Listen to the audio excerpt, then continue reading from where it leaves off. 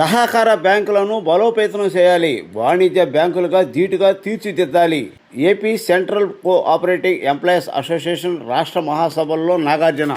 వాణిజ్య బ్యాంకులకు ధీటుగా సహకార బ్యాంకులను బలోపేతం చేయడం ద్వారా రైతులకు తక్కువ వడ్డీకి రుణాలు ఇవ్వొచ్చని Vizianagaram PDC bank chairman Kimidi Nagarjuna చెప్పారు. స్థానిక సాయి ఐఐటి కన్వెన్షన్ హాల్లో ఆదివారం జరిగిన Andhra Pradesh central cooperative employees association రాష్ట్ర 14వ మహాసభలో ఆయన ముఖ్య అతిథిగా పాల్గొని మాట్లాడారు. సహకార బ్యాంకులను డిపాజిట్ సేకరణలో పాటు ఎన్పిఏలపై దృష్టి సాగిస్తే తక్కువ వడ్డీకే రైతులకు రుణాలు ఇచ్చేందుకు సాధ్యమవుతుందని అన్నారు. బ్యాంకు అభివృద్ధి చెందాలంటే ఉద్యోగుల పాత్ర కీలకమని చెప్పారు. అందుకు అవసరమైన విధంగా ఉద్యోగులు ముందుకు సాగాల్సిన అవసరం ఉందన్నారు. డీసీసీబీలను రాజకీయ కోణాన్ని అంటగట్టడం తగదని హితవు పలికారు. గత పాలకులు తీసుకున్న కొన్ని నిర్ణయాల వల్ల రాష్ట్రంలో అన్ని బ్యాంకులు నష్టాల బాటలో ఉన్నాయని, వాటిని మళ్లీ ఆర్థిక పరిస్థితి కల్పించి ముందుకు తీసుకెళ్లాల్సిన అవసరం ఉందని చెప్పారు. మహాసభలు ఆహ్వాన కమిటీ chairman PDC chairman doctor Kamepalli Sitaramayya మాట్లాడుతూ సహకార సంస్థలకు బలోపేతం చేసేందుకు ప్రభుత్వం తరపున తమ వంతు సహకారాన్ని అందిస్తామని, ఉద్యోగులకు కూడా అందుకు అనువుగా పనిచేయాలని బలోపేతం చేయాల్సిన అవసరం ఉందన్నారు. సహకార రంగం ఎప్పుడైతే బలోపేతంగా ఉంటుందో అప్పుడు నాబార్డు లాంటి సంస్థలు సహకార సంస్థల వద్ద సలహాలు సూచనలు తీసుకుంటాయని తెలిపారు. వడా చైర్మన్ షేక్ రియాజ్ మాట్లాడుతూ బ్యాంక్ ఉద్యోగులకు అండగా ఉంటామన్నారు. ఈ కార్యక్రమంలో ఏఐబిఏ రాష్ట్ర కార్యదర్శి పిఎస్ రాంబాబు, చలసాని మాధవరావు, రాష్ట్ర అధ్యక్షుడు రవికుమార్, నారాయణ రెడ్డి తదితరులు పాల్గొన్నారు. పాలిటిక్స్ ని పక్కన పెట్టి ఇది ఒక ఫైనాన్షియల్ ఇన్స్టిట్యూషన్, దీంట్లో పాలిటిక్స్ ఉండకూడదు, ఒక పొలిటికల్ లీడర్స్ వస్తారు కానీ పాలిటిక్స్ ఉండకూడదు అని నమ్మిన వ్యక్తి నాగార్జున గారు. ఈ అక్కడ ఉన్న సీతారామయ్య గారు, నాగార్జున గారు ఇద్దరు పొలిటీషియన్సే కానీ పాలిటిక్స్ బ్యాంకులకు రాదు. వాళ్ళ రికవరీస్ ఏ విధంగా చేసుకుంటున్నారో అదే విధంగా కోఆపరేటివ్ బ్యాంక్స్ లో తీసుకున్న లోన్లు కూడా మీరు రికవరీ కట్టాల్సిందే. మీరు పొలిటికల్ ప్రెజర్స్ యూజ్ చేసి మా లోన్లు కట్టకుండా ఉండడానికి వీలైతే డైరెక్ట్ గా ప్రెస్ మీట్ పెట్టి డైరెక్ట్ గా నేను విట్నెస్. ఒకరోజు సార్లు ట్రావెల్ చేస్తూ ఉంటే ఒక ఎమ్మెల్యే ఎప్పుడో తీసుకున్నారంట, ఆయన పేరుతో వాళ్ళ ఫ్యామిలీ మెంబర్స్ పేరుతో లోన్స్ తీసుకున్నారంట. మనోళ్ళు వెళ్ళి అడగానే ఉంటాయి. కొత్త కొత్త టెక్నాలజీస్ వాడుతున్నారు. యూనో ఎస్బీఐ అంటున్నారు, ఇంకోటి అంటున్నారు. కమర్షియల్ బ్యాంక్స్ అన్ని కొత్తగా వస్తున్నాయి. మీరు ట్రెడిషనల్ బ్యాంకింగ్ చేస్తూనే కొత్త ఆలోచనలతో యంగ్ లీడర్ ప్రోగ్రామ్ కొత్తగా వచ్చిన పిల్లలు ఉన్నారు. మీరు ఎక్కడైనా ప్రైవేట్ కార్పొరేట్ ఆఫీస్ లో సెలెక్ట్ అయితే మీరు ఇన్నోవేటివ్ గా ఆలోచిస్తూ ఉంటారు. కొత్త కోర్సెస్ నేర్చుకుంటూ డెవలప్ అవ్వాలని అనుకుంటారు. ఇక్కడికి వచ్చిన తర్వాత మీరు ఎందుకు స్టాగ్నేట్ అవుతున్నారు? అది కాదు, మీ ఆలోచనలు చెప్పండి అని చెప్పేసి యంగ్ ఎంప్లాయీస్ ఎవరైతే ఉంటారో వాళ్ళందరినీ కూర్చోబెట్టి నిజంగా విజయనగరం జిల్లా సమాచార కేంద్రం ఒక మార్పు అనేది ఒక రోజు స్టార్ట్ అవుతుంది అని అంటారు. ఒక పెద్ద మార్పు అని నేను చెప్తున్నాను. ఇప్పుడు చేసుకుంటూ వెళ్తున్నాను, ఇవన్నీ చేసుకుంటూ వెళ్తున్నాను. ఇది కాదు చేయాలని చెప్పేసి కొత్త బ్రాంచెస్ ని మెయిన్ పొటెన్షియల్ ఎక్కడో డిపెండ్ చేసి కొత్త బ్రాంచెస్ ఓపెన్ చేస్తున్నారు.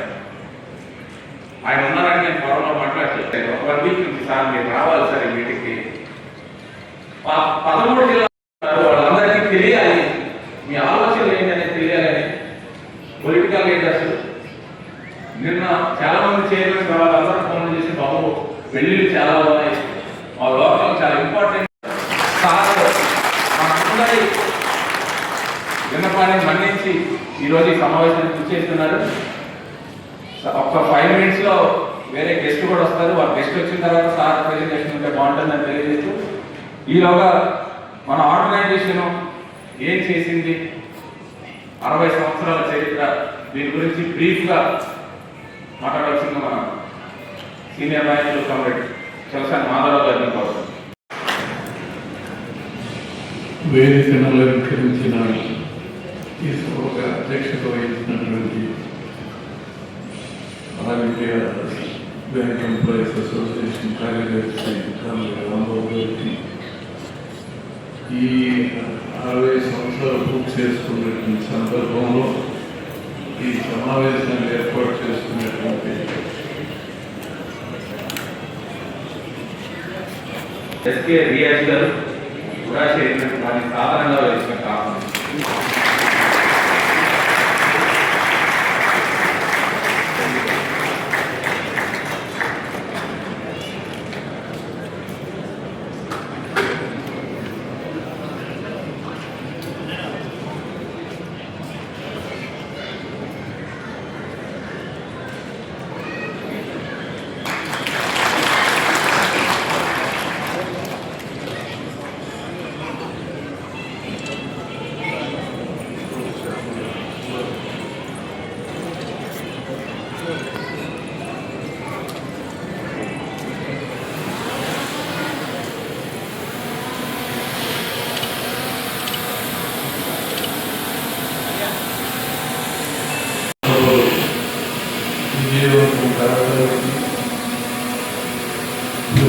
చేసుకోవడానికి ఆర్థికమైనటువంటి డాక్టర్ రామేపల్లి చిత్రాలయ్య గారు ప్రకాశం జిల్లా అధ్యక్షులు, అదేవిధంగా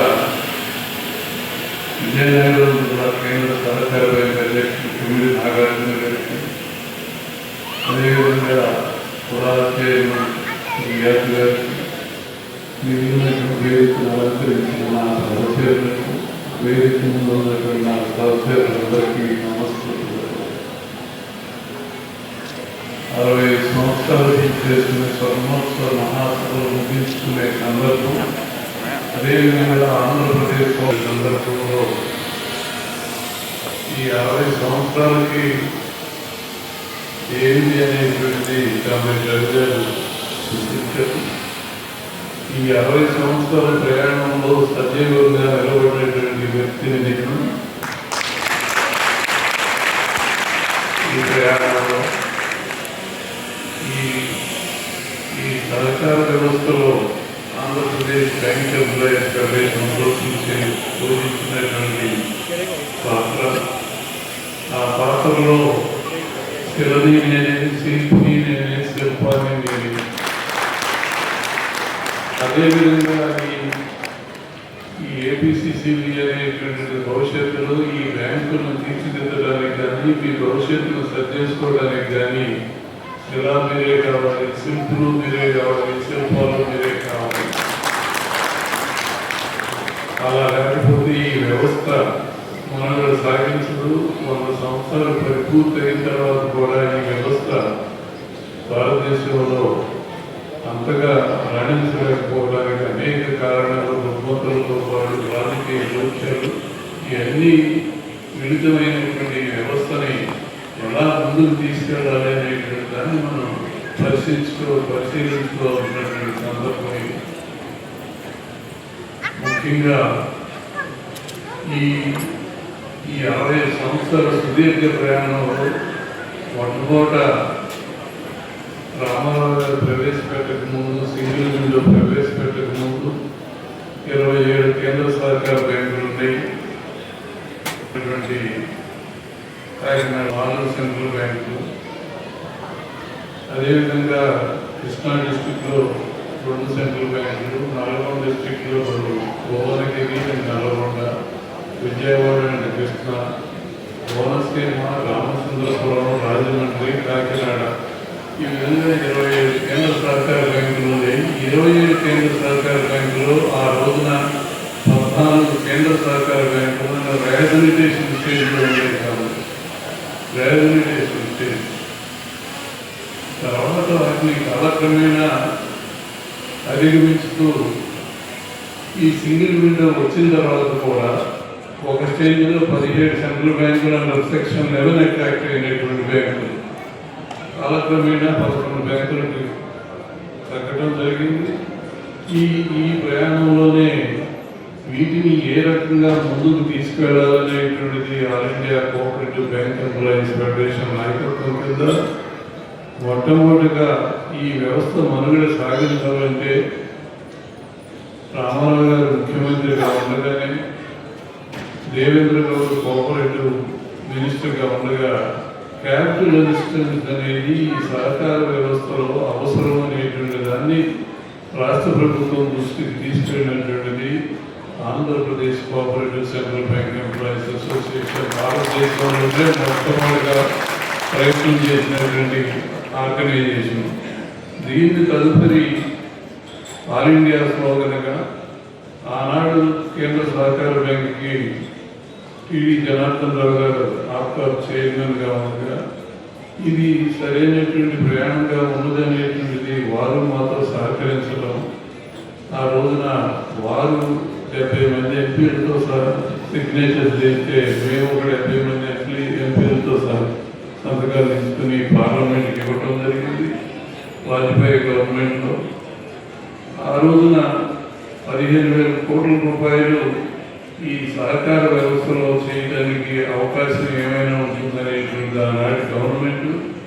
కానీ అది మెటీరియలైజ్ కాలేదు. మొట్టమొదట అగ్రికల్చర్ మినిస్టర్ సోమపాల్ ఉండేటప్పుడు 6,200 కోట్ల రూపాయలు దీనికి మంజూరు చేసినప్పుడు కూడా అది మెటీరియలైజ్ కాలేదు. తర్వాత జగదీష్ కపూర్ కమిటీ 8,200 కోట్ల రూపాయలు రికమెండ్ చేసిన అది మెటీరియలైజ్ కాలేదు. ఆ రోజున కూడా ఇదే రాష్ట్ర ప్రభుత్వం చంద్రబాబు గారు ముఖ్యమంత్రిగా ఉండేటప్పుడు ఆ రిపోర్ట్ను మేము ఇంప్లిమెంట్ చేస్తామని మీరు అనౌన్స్ చేయడం జరిగింది. కానీ అది మెటీరియలైజ్ కాలేదు. తదుపరి మేము దీన్ని క్యాపిటల్ అసిస్టెన్స్ అనేటువంటిది భారతదేశ వ్యాప్తంగా దీనిపైన మేము ప్రయాణం చేస్తున్నప్పుడు పార్లమెంట్ ముందు ధర్నాలు, రిజర్వ్ బ్యాంక్ ముందు ధర్నాలు, నబార్డు ముందు చేసేటువంటి సందర్భంలో ఆ రోజున బాలకృష్ణన్ తమిళనాడు నుంచి ప్రధాన కార్యదర్శి, నేను ఆల్ ఇండియా ప్రధాన కార్యదర్శి, నేను అధ్యక్షుడిగా all India cooperative central bank employees, all India cooperative bank employees federation అధ్యక్షుడిగా నేను మా 20 సంవత్సరాల సుదీర్ఘ ప్రయాణంలో వైద్యనాథన్ కమిటీ అనేటువంటి దాన్ని ఎస్టాబ్లిష్ చేయడం.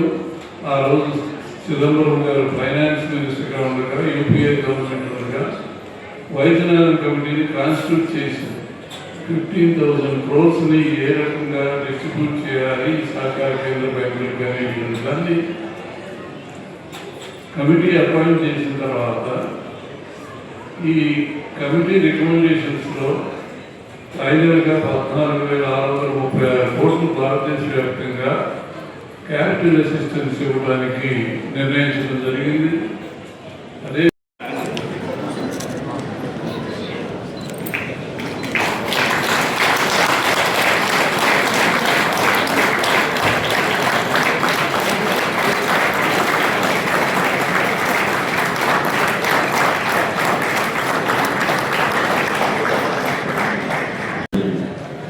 ఎంప్లాయీస్ 14వ మహాసభకి ముఖ్య అతిథులుగా చేసినటువంటి ప్రకాశం జిల్లా DCCB చైర్మన్ మిత్రులు కామేపల్లి సీతారామయ్య గారికి, అలాగే విజయనగరం జిల్లా DCCB చైర్మన్ నాగార్జున గారికి, అలాగే సహకార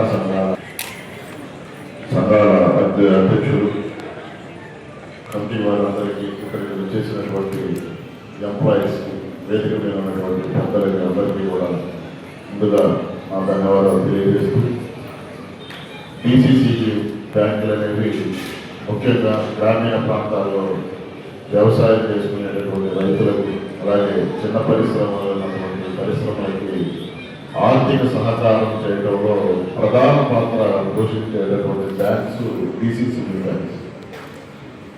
అలాంటి బ్యాంక్స్ గత పాలకుల హయాంలో నిర్ణయం చేస్తూ, అంటే ఎక్కువ శాతం బ్యాంక్ ఎంప్లాయీస్ ఆర్థికమైనటువంటి ఒత్తిళ్లు, అంటే బ్యాంక్ లోన్స్ ఇచ్చిన తర్వాత ఆ బకాయిలు వసూలు కాక మొండి బకాయిలుగా పడిపోతే వాటిని వసూలు చేసేటప్పుడు చాలా రాజకీయ ఒత్తిళ్లు కూడా ఎదుర్కోవాల్సి వస్తుంది. అంటే మిగతా బ్యాంకులు వేరు, DCCB బ్యాంక్ వేరు. ఎందుకంటే దీంట్లో పనిచేసేటటువంటి ప్రతి ఒక్కరు కూడా ఎంతో ఒత్తిడితో పనిచేయాల్సి వచ్చింది.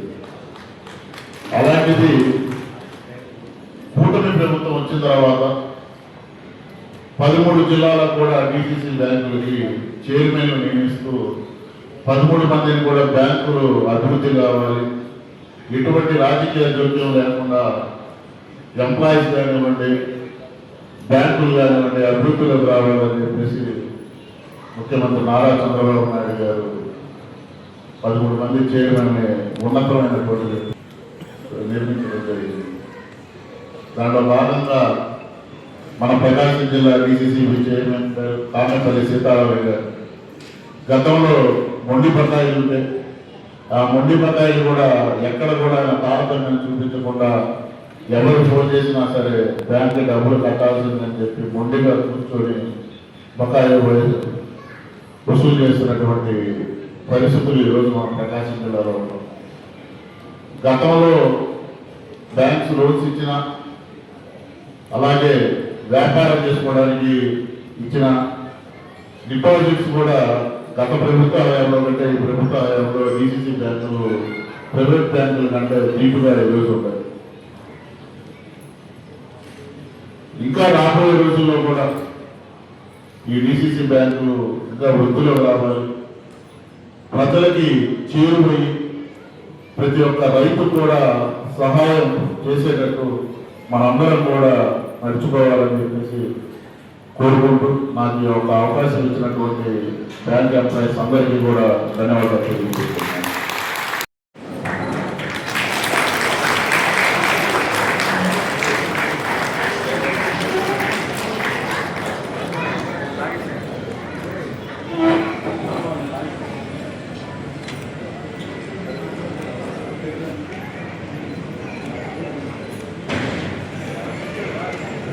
అందులో భాగంగానే all India bank employees association అనుబంధంగా బ్యాంక్ ఎంప్లాయీస్ కూడా ఏర్పాటు చేశారు. దాంట్లో సర్కారీ జిల్లా సభ్యులు ఈరోజు నామోపరిస్తున్నాయి.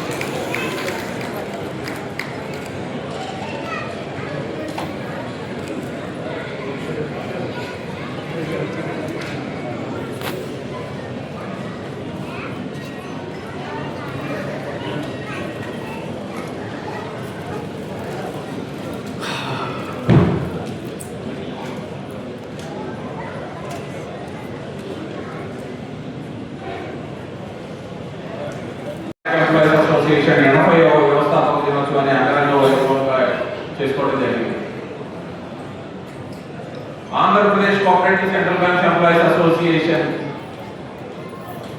60వ వ్యవస్థాపక దినోత్సవం 61వ సంవత్సరంలో అడుగు పెడుతున్న సందర్భంగా మరియు all India bank employees association 80వ వ్యవస్థాపక దినోత్సవం సందర్భంగా ఏదైనా ఒక ప్రోగ్రామ్ చేస్తే బాగుంటుంది, అందరూ సోషల్ ఐడెంటిఫికేషన్ ప్రోగ్రామ్స్ అవి ఇవి చేస్తూ ఉన్నారు.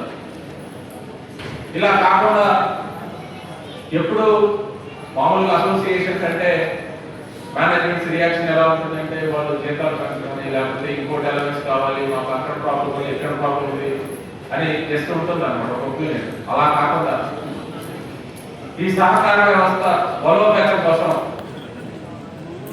వ్యవస్థ దినోత్సవం పురస్కరించుకొని ఏదైనా కార్యక్రమం చేద్దాం అన్నప్పుడు రాంబాబు గారు గత 6 నెలల క్రితమే జన చైతన్య యాత్ర, జన జాగృతి యాత్ర అని ఒక సైకిల్ యాత్రకు శ్రీకారం చుట్టారు.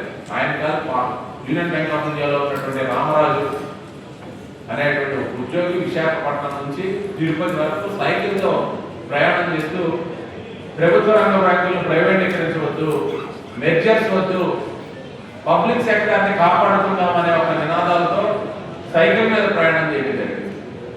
దాన్ని ఆదర్శంగా తీసుకొని సహకార చైతన్య యాత్ర మనం ఎందుకు చేయకూడదు, రైతే వెన్నెముక అని చెప్పుకునే ఈ దేశంలో ప్రాథమిక వ్యవసాయ సహకార సంఘాలు, డీసీసీబీలు రైతాంగానికి సేవలు అందించడం జరుగుతుంది. రోజు రోజుకి వివిధ పరిస్థితుల దృష్ట్యా పాలిటిక్స్ ఎక్కువ అవ్వడం, రికవరీ సరిగా లేకపోవడం, ఇంటర్నల్ గా జరిగే మిస్అప్రాప్రియేషన్స్, వీటన్నిటి కారణంగా సహకార వ్యవస్థ మీద ఒక చిన్న చూపు, రోజు రోజుకి ఆర్థికంగా ఇబ్బందులు ఎదుర్కొంటున్న ఉద్దేశంతో all India bank employees association అనుబంధంగా ఉన్నటువంటి మనం Andhra Pradesh cooperative central bank employees association banner పై సహకార చైతన్య యాత్ర ఈ వ్యవస్థ పునర్నిర్మాణం కోసం ఏవైతే ఎంక్వైరీల పేరుతో జిల్లాలో ఇబ్బందులు జరుగుతున్నాయో, ఉద్యోగులను బాధ్యతగా చేస్తున్నారు, ఎవరైతే చేశారో వాళ్ళని శిక్షించండి.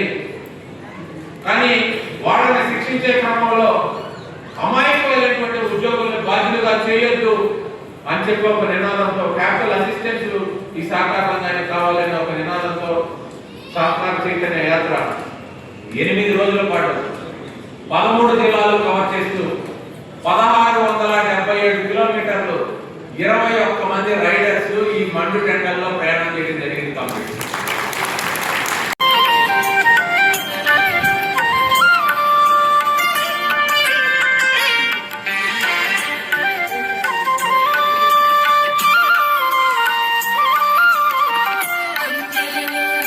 అందరికీ కూడా నమస్కారం అండి. మరి ఈ రోజున రాష్ట్రంలో ఉన్న 13 ఉమ్మడి DCCBల ఎంప్లాయీస్ కూడా APCCBA యూనియన్ తరపున మరి ఈ రోజున ఒంగోలులో ఒక మీటింగ్ పెట్టుకోవడం అనేది జరిగింది.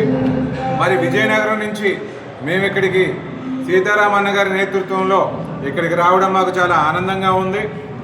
DCC బ్యాంక్ అనేది ఒక రైతుల బ్యాంక్, DCC బ్యాంక్ అనేది ఒక స్థానిక బ్యాంక్. మరి ఇటువంటి స్థానిక బ్యాంకు బలోపేతం కోసం ఏ రకమైన చర్యలు తీసుకోవాలి, ఏ రకమైన ప్రణాళికలు వేసుకోవాలి అనే రకంగా ఈ రోజున నిన్న కూడా చర్చలు అనేవి జరగడం జరిగింది. మరి మా తరపు నుంచి మేము కూడా ఎంప్లాయీస్ యొక్క బాధలు ఏంటనేవి తెలుసుకున్నాం, వాళ్ళ బాగోగులు ఎప్పుడు కూడా చూసుకుంటాం. మరి వాళ్ళను కూడా చైతన్యపరుచుకుంటూ జిల్లాల్లో ఉన్న ప్రజానికం అందరికీ కూడా ఏ రకంగా ఉత్తమమైన సేవలు అందించగలం అనే రకంగా మేము కూడా సూచనలు సలహాలు ఇవ్వడం అనేది జరిగింది. DCC వ్యవస్థ అనేది శతాబ్దంగా మన దేశంలో ఉంది, మన రాష్ట్రంలో ఉంది. ఇదే రకంగా ఇంకొన్ని శతాబ్దాలు కూడా మరి వ్యవస్థ అనేది ఉంటుంది. కాబట్టి వ్యవస్థని వ్యక్తులతో సంబంధం లేకుండా బలోపేతం చేసుకునేలాగా అడుగులు వేసుకుంటూ ముందుకెళ్తామని చెప్పి ఈ సందర్భంగా తెలియజేస్తాం. ఖచ్చితంగానండి, గత ప్రభుత్వంలో ఏవైతే స్కాములు జరిగాయో ప్రతి జిల్లాలో కూడా ప్రతి DCC బ్యాంక్ చైర్మన్ కూడా వాటి మీద ఫోకస్ పెట్టడం అనేది జరిగింది. ఏవైనా స్కాములు కానీ జరిగాయంటే, ఎందుకంటే DCC బ్యాంక్ అనేది రైతుల బ్యాంకు, ఆర్థిక వనరులున్న బ్యాంకు. ఎవరైనా ఆర్థిక లావాదేవీల్లో తేడాలు చేశారంటే వాటి మీద ఊరుకునే పరిస్థితి లేదు. వాటన్నిటిని కూడా మేము బయటికి తీసుకొస్తామని చెప్పి సందర్భంగా తెలియజేస్తా ఉన్నాం. అదే రకంగా ఖర్చులు ఏవైతే అనవసర ఖర్చులు పెట్టారో, ఏమైనా కొన్ని బిల్డింగ్స్ కానివ్వండి, వేరేవి కానివ్వండి, ఎక్కడైనా వృధా చేశారో వాటి మీద కూడా మేము పోరాటం చేస్తామని చెప్పి సందర్భంగా తెలియజేస్తున్నాం. అదే రకంగా రాజకీయ నాయకులు ఎవరైనా డబ్బులు తీసుకుని తిరిగి బ్యాంకు కట్టకపోతే వాళ్ళ మీద కూడా పోరాటం చేసి బ్యాంకుల యొక్క బాగు చూసుకుంటామని చెప్పి సందర్భంగా తెలియజేస్తున్నాం. Thank you.